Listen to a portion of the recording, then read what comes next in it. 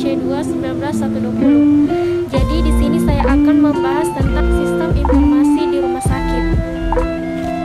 Yang pertama itu tentang definisi sistem informasi. Jadi, sistem informasi yaitu suatu sistem kombinasi dari teknologi informasi dan aktivitas orang yang menggunakan teknologi itu untuk mendukung operasi dan manajemen. Sedangkan pengertian dari rumah sakit yaitu suatu lembaga yang bersifat kedermawaan untuk merawat dan memberikan pendidikan bagi orang yang kurang beruntung, berusia lanjut, cacat maupun para pemuda.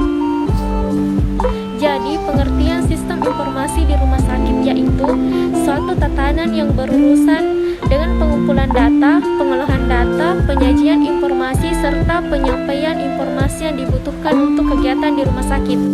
Ada beberapa tujuan sistem informasi di rumah sakit. Yang pertama yaitu merumuskan kebijakan di bidang perumahsakitan. Yang kedua, menyajikan informasi rumah sakit secara rasional. Yang ketiga, melakukan pemantauan, pengendalian, dan evaluasi. Dan yang terakhir yaitu penyelenggaraan rumah sakit secara nasional. Manfaat sistem informasi manajemen di rumah sakit. Pemanfaatan sistem informasi manajemen di rumah sakit bukan hanya sekedar agar rumah sakit terlihat modern, tetapi juga untuk pelayanan yang baik. Berikut ini ada beberapa manfaat dari sistem informasi manajemen di rumah sakit. Yang pertama yaitu proses manajemen rumah sakit dapat terintegrasi satu sama lain. Yang kedua yaitu stok obat dan alkes multigudang bisa terpantau setiap saat. Yang ketiga, riwayat penyakit dan perawatan pasien bisa dikelola dan dipanggil dengan cepat dan otomatis. Yang keempat yaitu analisis statistik, diagnosa, dan pembedahan terhadap pasien telah disesuaikan dengan standar yang telah ditetapkan oleh WHO. Nah, berikut ini beberapa contoh tesis sistem informasi di rumah sakit, yaitu contoh tesis tantangan pengimplementasian sistem informasi manajemen rumah sakit, sebuah perspektif sumber daya manusia. Artikelnya berupa penerapan sistem informasi manajemen rumah sakit dapat berjalan baik apabila masalah teknologi, manusia, dan organisasi ditangani dengan tepat.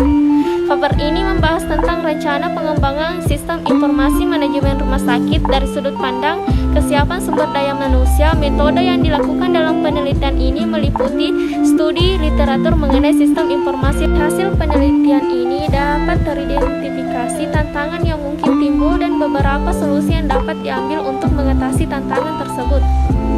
Fungsi pelayanan sistem informasi di rumah sakit, yaitu tata kelola sistem informasi yang baik harus selaras dengan fungsi, visi, misi, dan strategi organisasi secara genetik.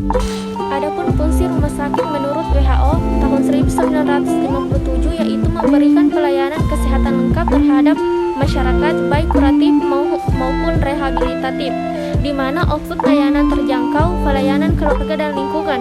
Rumah sakit juga memberikan pusat pelatihan tenaga kesehatan serta untuk penelitian biososial. Rumah sakit juga merupakan pusat pelayanan rujukan medik spesialistik dan staf spesialistik dengan fungsi utama menyediakan dan menyelenggarakan upaya kesehatan yang bersifat penyembuhan dan pemulihan.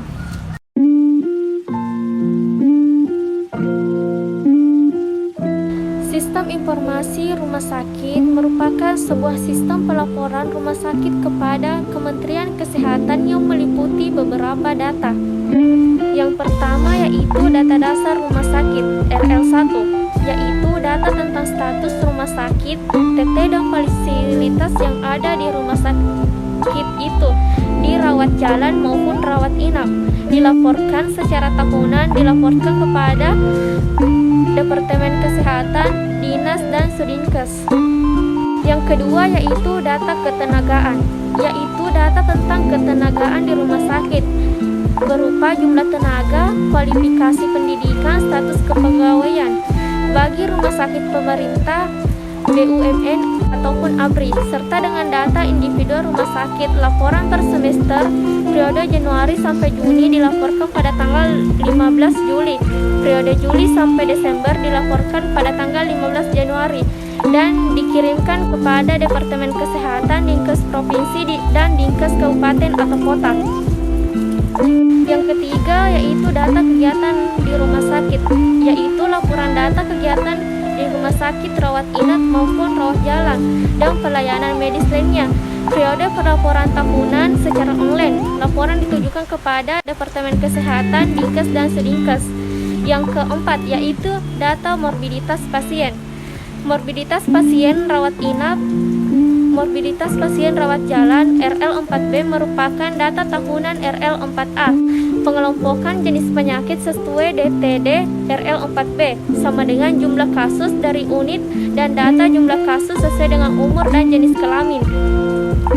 Yang kelima yaitu data bulanan, atau yang terakhir yaitu data bulanan. Data bulanan terdiri dari beberapa yaitu RL51.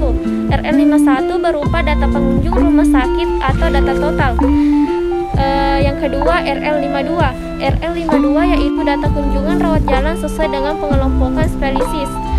Yang ketiga yaitu RL53, yaitu data 10 besar penyakit rawat inap berdasarkan indeks penyakit rawat inap. Dan yang terakhir yaitu RL54, yaitu data 10 besar penyakit rawat jalan berdasarkan indeks penyakit rawat jalan. 4. Yaitu data 10 besar penyakit rawat jalan berdasarkan indeks penyakit rawat jalan.